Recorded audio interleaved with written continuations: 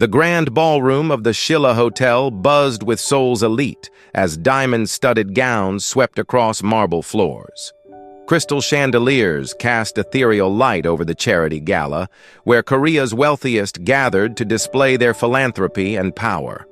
Among the designer heels and polished Oxfords, the soft whir of wheelchair wheels created an unexpected rhythm.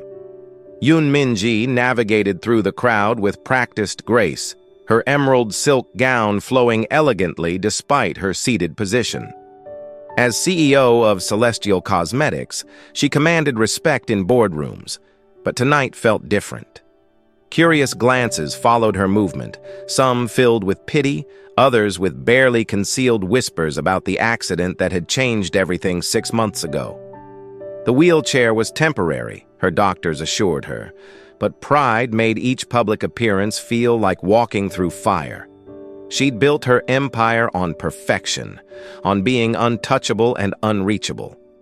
Now vulnerability clung to her like expensive perfume, impossible to wash away. Near the auction tables, she spotted him. Park Jin-woo stood apart from the crowd, his broad shoulders filling a simple black suit that couldn't hide his discomfort among the pretentious elite. His 5-year-old daughter, So Young, fidgeted beside him in a pink dress, her eyes wide with wonder at the glittering spectacle. Jin-woo worked construction, she remembered from the event program. A single father whose late wife had been a teacher at the school this gala supported. He looked so out of place among the chaebol families and tech moguls, yet something about his quiet dignity made her pause. When their eyes met across the room, neither expected that this moment would unravel everything they thought they knew about love, healing, and second chances in ways that would transform both their carefully constructed worlds forever. Jin-woo watched his daughter's face light up as waiters passed with delicate hors d'oeuvres on silver platters.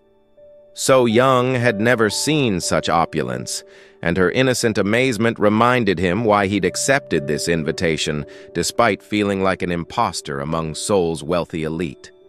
"Daddy, look at the pretty lady," So Young whispered, pointing toward Min-ji's wheelchair. "So Young, it's rude to point," he gently corrected, but followed her gaze to the striking woman in emerald silk. Recognition flickered. He'd seen her face on business magazines, always portrayed as ice-cold and unreachable.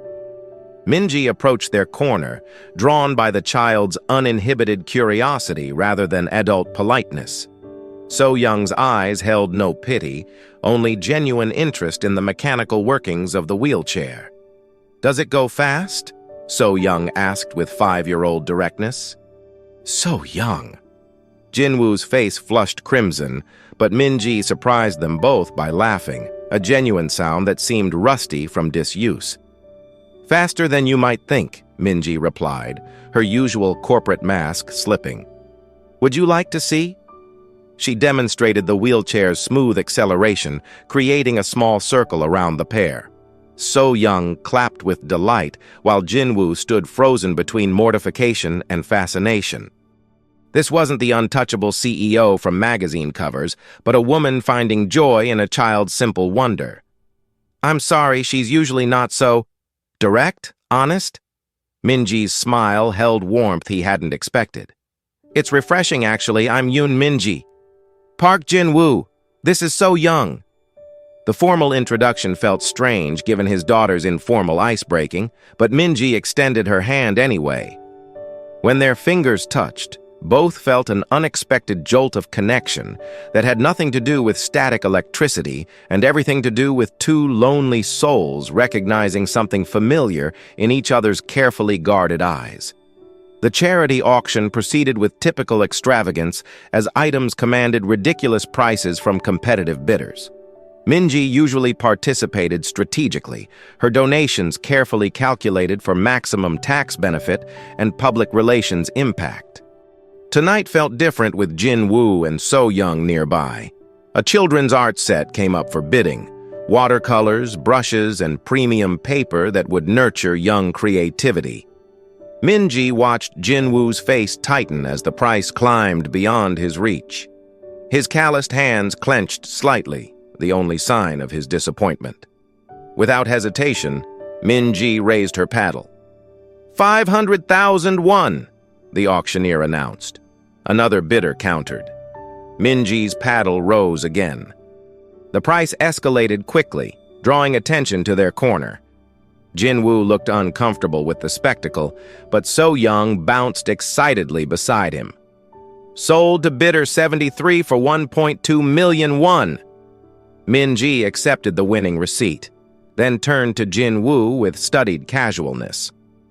I have no use for children's art supplies. Perhaps So-young would enjoy them? Jin-woo's pride warred with his daughter's obvious delight. I can't accept such an expensive gift. Consider it payment for the entertainment. So-young showed me how to have fun at these stuffy events. So-young tugged her father's sleeve. Please, Daddy, I promise to paint you beautiful pictures. The vulnerability in Jin-woo's eyes, as he struggled between pride and his daughter's happiness, struck Min-ji unexpectedly. She recognized the weight of single parenthood, though her challenges were financial, while his were everything else. Thank you, he said quietly, the words carrying more meaning than simple gratitude. As So-young chattered about her future artistic masterpieces, Min-ji realized she'd forgotten her own pain for the first time in months. This simple family had accomplished what expensive therapy couldn't. They'd reminded her that genuine human connection could heal wounds deeper than physical ones. The gala wound down as Seoul's elite departed in their luxury vehicles, leaving behind empty champagne flutes and the lingering scent of expensive perfume. Min-ji typically left such events immediately, but found herself reluctant to end this unexpected evening. Jin-woo gathered So-young's small purse while she clutched her new art supplies like precious treasure. The contrast between his worn hands and her pristine gift highlighted the vast difference in their worlds, yet somehow that gap seemed less important now. How are you getting home? Min-ji asked, noticing they moved toward the hotel's public entrance rather than the valet area. Subway. So-young loves counting the stations. The image of this formally dressed pair navigating Seoul's late-night transit system bothered Min-ji more than it should. Her driver waited with the modified luxury sedan that accommodated her wheelchair, air conditioning running wastefully. I could offer you a ride. Jin-woo's automatic refusal died when So-young yawned widely, the evening's excitement finally overwhelming her small frame. Practical concerns outweighed pride when his daughter's comfort was involved. If it's not too much trouble. Min-ji's driver, Mr. Lee, had worked for her family for 15 years without expressing surprise at anything. He smoothly assisted with car seats and wheelchair storage while maintaining professional discretion about this unusual passenger arrangement. During the quiet drive through Seoul's neon-lit streets, So-young fell asleep against her father's shoulder. Jin-woo's gentle hand smoothing her hair revealed a tenderness that made Min-ji's chest tighten with unexpected emotion. She's beautiful, Min-ji whispered. She's everything, Jin-woo replied simply. Those two words contained volumes about sacrifice, love, and the fierce protectiveness of single parenthood. Min-ji found herself wondering what it felt like to be someone's everything, to have that pure, unconditional love that transcended wealth or status or physical limitations. Jin-woo's modest apartment in Mapo-gu stood in stark contrast to the evening's luxury, but Min-ji found its warm simplicity more appealing than her sterile penthouse. Children's drawings covered the refrigerator, and toys scattered across the living room spoke of a life filled with love rather than loneliness. Coffee? Jin-woo offered, though his hands shook slightly from the surreal situation of hosting Korea's youngest female billionaire in his humble home. Please. While he prepared instant coffee with apologetic explanations about its quality, Min-ji studied the photographs covering every surface. Jin-woo and So-young at playgrounds, birthday parties, quiet moments reading together. A beautiful woman appeared in older photos, her resemblance to So-young unmistakable. "My wife, Haya Jin," Jin-woo said softly, noticing her attention. "Cancer, 2 years ago. I'm sorry." Min-ji's own loss felt different, but equally devastating. Not death, but the shattering of her invincible self-image. "She made me promise to keep living, not just surviving. Some days that's harder than others." Jin-woo's honesty about grief surprised her. In her world, vulnerability was weakness, but his openness revealed strength she'd never considered. He'd rebuilt his life around his daughter's needs, finding joy in small moments while carrying profound loss. "The wheelchair is temporary," Min-ji found herself saying, though she'd told no one else about her prognosis. "The doctors say 6 more months of physical therapy." But tonight wasn't about the wheelchair, was it? It was about feeling seen differently. His perceptiveness unsettled her. In one evening, this construction worker had understood what 6 months of expensive therapy couldn't address. Her fear of being perceived as diminished, rather than just different. So Young stirred on the couch, murmuring sleepy words that made Jin-woo smile with pure paternal love. Watching them, Min-ji felt something long frozen begin to crack inside her carefully guarded heart. Min-ji woke in her penthouse to the familiar routine of physical therapy appointments, board meetings, and carefully scheduled obligations. But thoughts of Jin-woo's gentle hands soothing his sleeping daughter intruded during her morning stretches, disrupting her usual focus. Her assistant, Secretary Kim, arrived with the day's briefings and an unusual expression of curiosity. "The media captured some interesting photos from last night's gala," she said carefully, sliding a tablet across the breakfast table. Headlines blazed across multiple gossip sites. "Ice Queen shows heart," "Celestial CEO's mystery man," "Wheelchair romance blooms." The photos showed Min-ji laughing with So Young, Jin-woo's protective posture, their quiet conversation in the hotel corner. "Should I contact our legal team about privacy violations?" Secretary Kim asked. Min-ji studied the images, expecting to feel violated by the exposure. Instead, she saw herself truly smiling for the first time in months. The woman in these photos looked alive, engaged, almost happy despite everything. "No, let them speculate." Meanwhile, across the city, Jin-woo discovered his phone buzzing incessantly with calls from reporters seeking quotes about his relationship with Min-ji. His construction crew gathered around smartphones, showing him the viral photos with expressions ranging from amazement to concern. "Boss, that's really the Celestial CEO?" Young Min, his apprentice, couldn't hide his excitement. "She's worth billions." "She's also a person who showed kindness to my daughter," Jin-woo replied firmly, though his stomach churned at the unwanted attention. So Young remained blissfully unaware of the media storm, contentedly painting with her new art supplies. Her first creation was a family portrait, including a woman in a green dress sitting in what looked like a throne with wheels. "Who's this, baby?" Jin-woo asked gently. "The pretty lady from the party. She's a princess who needs a magic chair." Jin-woo's heart clenched at his daughter's innocent interpretation, wondering how Min-ji was handling her sudden transformation into tabloid fodder.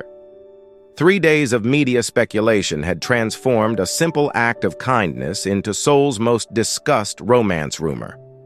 Min-ji's phone rang constantly with interview requests, business inquiries about her softened image, and concern calls from her mother about inappropriate associations. She found Jin-woo's number in her phone, saved there by Secretary Kim after background checks confirmed his identity.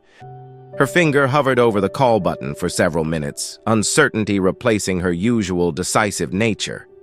When she finally called, his voice carried exhaustion that matched her own. "I'm sorry about the media attention," she said immediately.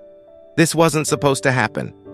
So Young asked if the pretty princess was in trouble because of the pictures. Jin-woo replied. "I didn't know how to explain gossip to a 5-year-old. Guilt twisted in Min-ji's stomach. Her world of corporate strategy and calculated moves had collided with their simple life, bringing unwanted complications. She could handle media scrutiny, but involving an innocent child felt inexcusable. "I could make a statement clarifying that we barely know each other," she offered. "Is that what you want? To pretend the other night meant nothing?" His question caught her off guard. In her experience, relationships were transactions, strategic alliances, or temporary arrangements. But that evening had felt different, genuine in a way that scared her more than any business rival. "I don't know," she admitted, the first time she'd confessed uncertainty to anyone in years. "So Young painted you as a princess who needs a magic chair," Jin-woo said softly. She asked if princesses get lonely in their castles. The child's innocent wisdom struck deeper than any therapy session. Min-ji's penthouse was indeed a castle, beautiful, protected, and isolatingly empty. "Sometimes they do," she whispered. "Would the princess like to have dinner with us tomorrow? Nothing fancy, just homemade food and a 5-year-old's endless questions." For the first time in months, Min-ji felt something like hope stirring in her chest. She would like that very much. Min-ji arrived at Jin-woo's apartment without her usual entourage of driver and security, having insisted on navigating the subway system independently. The wheelchair accessibility challenged her patience, but the small victory of arriving unassisted felt significant. So Young greeted her with a hand-drawn invitation to princess dinner decorated with colorful flowers and hearts. The child's genuine excitement warmed spaces in Min-ji's heart she'd forgotten existed. "I helped Daddy cook," So Young announced proudly, leading Min-ji to their tiny kitchen where Jin-woo worked over multiple pots with practiced efficiency. "Bulgogi, rice, and So Young's famous cucumber kimchi," he explained, his smile more relaxed than she'd seen before. Nothing fancy, but made with love. The phrase struck Min-ji oddly. Her meals were typically prepared by professional chefs or eaten at expensive restaurants where presentation mattered more than heart. This simple kitchen, filled with steam and laughter, felt more nourishing than any 5-star establishment. During dinner, So Young chattered about kindergarten friends, her favorite colors, and elaborate plans for her artwork. Jin-woo listened with complete attention, asking thoughtful questions about her day as if her answers contained crucial business intelligence. "Daddy always listens," So Young explained to Min-ji. "Even when I talk about boring stuff like vegetables." Min-ji couldn't remember the last time anyone had listened to her speak about anything other than profit margins or strategic objectives. Watching Jin-woo's patient responses to his daughter's rambling stories, she realized how hungry she'd become for genuine conversation. After dinner, So Young insisted on showing her latest paintings, bold, cheerful creations that covered their refrigerator like expensive gallery pieces. Each drawing received Jin-woo's sincere praise and careful consideration. "This is better than any art collection I own," Min-ji said, meaning every word. For the first time in years, she felt part of something real, rather than simply observing life from her protected distance. As weeks passed, Min-ji found herself drawn repeatedly to the warmth of Jin-woo's small family. Their evening dinners became a refuge from her high-pressure corporate world, and So Young's innocent questions helped her process emotions she'd been avoiding. "Why do you use the magic chair?" So Young asked one evening while they painted together. Jin-woo started to redirect the question, but Min-ji touched his arm gently. "I was in an accident," she explained simply. "My legs got hurt, so the chair helps me move around while they get better. Like when I scraped my knee and Daddy carried me until it stopped hurting?" "Exactly like that." So Young nodded with 5-year-old logic that accepted difficult things more easily than most adults. "Daddy says being hurt isn't the same as being broken." The child's words echoed something Jin-woo had told her about grieving his wife, that healing didn't mean forgetting or returning to exactly what you were before. Sometimes it meant becoming something different but equally whole. Min-ji began joining them for weekend activities. trips to the park where So-young collected leaves, visits to the children's library where Jin-woo read stories with theatrical voices, grocery shopping where they debated the merits of different apple varieties with scientific seriousness. These ordinary moments felt revolutionary to someone whose life had been structured around achievements and acquisitions. She discovered joy in So-young's laughter, peace in Jin-woo's steady presence, and something resembling contentment in their shared silences. One evening, while So-young napped after a particularly adventurous day at the Science Museum, Jin-woo sat beside Min-ji on their small balcony overlooking the neighborhood. "Thank you," she said quietly. "For what?" "For showing me that healing doesn't have to happen alone."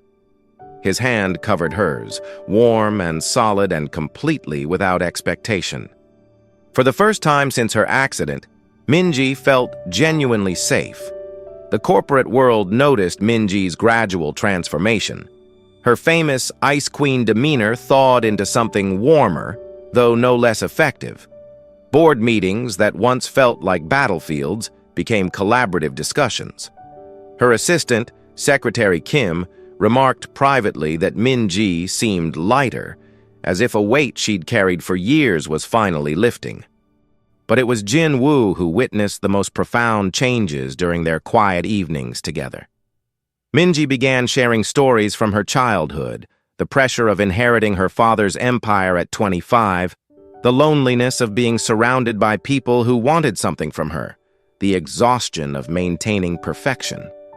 "I haven't had a real friend since college," she admitted one night while helping So-young with a particularly complex coloring project. "What about all those people at the gala?" Jin-woo asked gently. "Business associates, social climbers, people impressed by my bank account, no one who'd stick around if I lost everything tomorrow." Jin-woo understood isolation, though his came from different circumstances.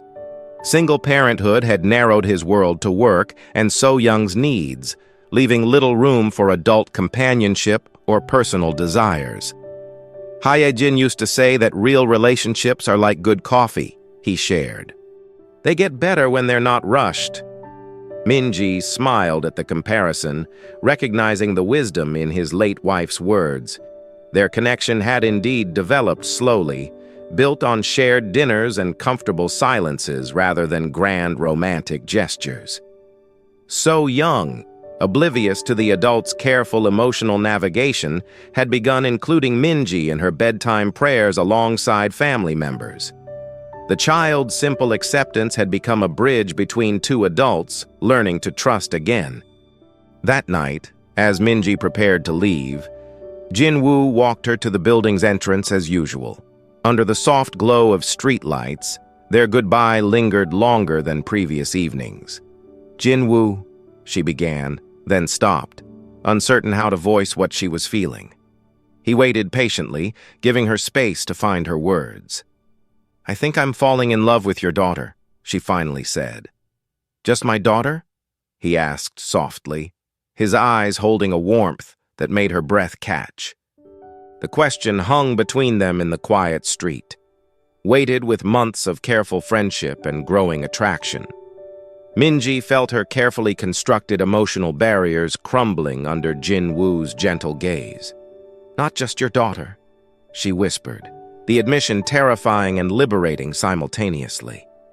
Jin-woo stepped closer, his hand reaching up to touch her cheek with the same tenderness he showed So-young. "Min-ji, I stopped believing in second chances after Hye-jin died. But watching you with So-young, seeing how you've become part of our little family, I think I was wrong." Their first kiss was soft, tentative, flavored with the vulnerability they'd both carried for so long. When they separated, Min-ji felt tears on her cheeks, the first she'd allowed herself since the accident. "I'm scared," she admitted. "Of what?" "Of not being enough. Of my world being too complicated, too demanding. Of loving you both so much it breaks me when this ends." Jin-woo's thumb brushed away her tears. "What makes you think it has to end?" The question challenged every assumption Min-ji had made about their impossible circumstances. Her wealth, his simplicity, her public life, his private world. The obstacles seemed insurmountable in her analytical mind, but her heart had apparently stopped caring about logistics. My mother will think you're a gold digger. The media will dissect your entire life. My competitors will use this against me. The board. Min-ji, Jin-woo interrupted gently. Do you love me? The directness of his question cut through her spiraling concerns. Love wasn't a business strategy or risk assessment. It was the warmth in her chest when So-young laughed, the peace she felt in his presence, the way their small apartment had become more of a home than her penthouse ever was. Yes, she said simply. Then we'll figure out the rest together. That's what people who love each other do. His faith in their future, despite every practical reason for doubt, reminded Min-ji why she'd fallen for this gentle man who saw solutions where she saw only problems. The following morning brought the inevitable media explosion when photographers captured their tender goodnight kiss. Headlines screamed across Seoul's newspapers and trending social media topics. Celestial heiress's secret romance, from wheelchair to wedding bells, the construction worker who conquered Korea's ice queen. Min-ji's phone rang incessantly with calls from her mother, board members, and public relations teams demanding explanations and damage control strategies. Her assistant fielded dozens of interview requests while her legal team prepared statements about privacy violations. Jin-woo faced his own storm. His construction site became a media circus with reporters offering co-workers money for personal information. So-young's kindergarten required additional security to prevent unauthorized photography, and their neighborhood buzzed with curious neighbors and opportunistic vendors hoping to profit from their sudden fame. Daddy, why are there so many people with cameras outside? Young asked innocently, peering through their apartment window. Jin-woo pulled the curtains closed, his jaw tight with frustration. This was exactly what he'd feared. His daughter becoming collateral damage in Min-ji's public life. When Min-ji called that afternoon, his voice carried strain she'd never heard before. Maybe we should take a break until this calms down, he suggested reluctantly. So-young doesn't understand why strangers are taking her picture. No, Min-ji said firmly. Running away won't solve anything. If we're going to be together, we need to face this head-on.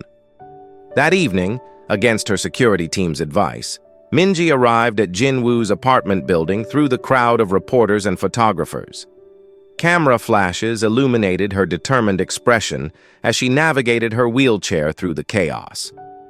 Ms. Yoon, is this relationship serious? Shouted one reporter. Min-ji paused at the building entrance, turning to face the crowd. Park Jin-woo and his daughter So-young are the most important people in my life. I won't hide that or apologize for it. Her public declaration sent shockwaves through Seoul's social media, but inside the apartment, So-young greeted her with the same enthusiasm as always. The princess came back, she announced, running to hug Min-ji. Princesses don't run away from dragons, Min-ji replied, smiling at Jin-woo over his daughter's head. They face them. Celestial Cosmetics' boardroom had witnessed many battles during Min-ji's tenure as CEO, but this emergency meeting felt different. 12 stern faces regarded her with expressions ranging from concern to barely concealed hostility as they questioned her personal choices and their impact on company image. Your relationship with this construction worker is causing stock volatility, Chairman Park announced, sliding financial reports across the mahogany table. Shareholders are concerned about your judgment. Min-ji reviewed the numbers calmly.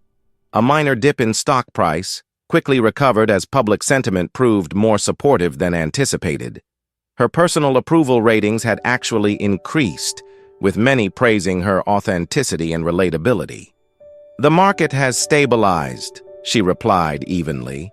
Consumer response has been overwhelmingly positive. Our sales in the past week increased by 12%.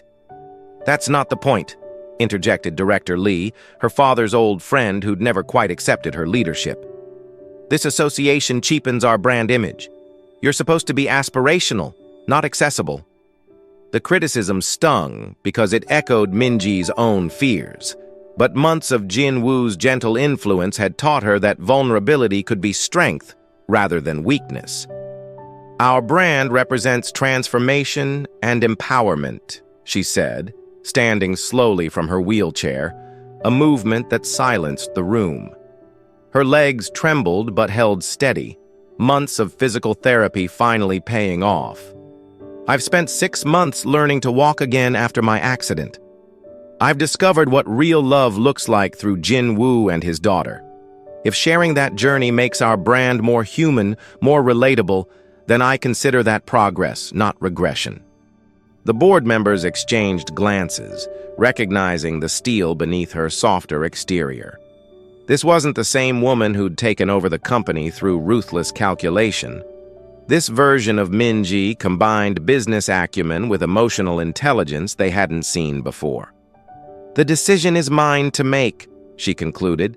"As majority shareholder and CEO, I'm informing you, not asking permission." Chairman Park's grudging nod acknowledged her authority, even if he disagreed with her choices.